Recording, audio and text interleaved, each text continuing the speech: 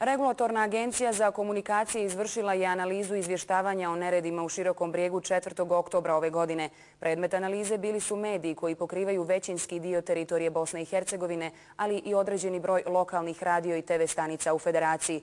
Analiza izvještavanja prethodno naznačenih RTV stanica o neredima u Širokom Brijegu pokazala je da je samo u jednom slučaju radio postaja Široki Brijeg zabilježen sadržaj koji bi prema pravilima i propisima agencije mogao biti okarakterisan kao huškački ili pristrasan, o čemu će biti provedena istraga.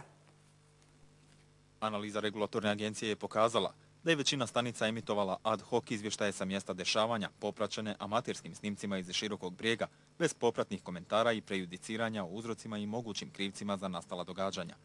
Da su sve stanice emitovale zvanične informacije iz različitih izvora slijedom događanja, odnosno onako kako su plasirane od kantonalnih i zvaničnika policije.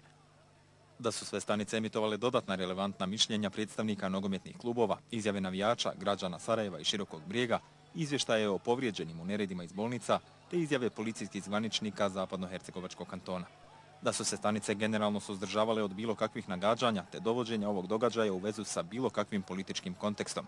Izjave u tom smjeru su dolazile od predstavnika policije i klubova. S obzirom na emitovanje različitih stavova, smatra se da je postignuta potrebna ravnoteža.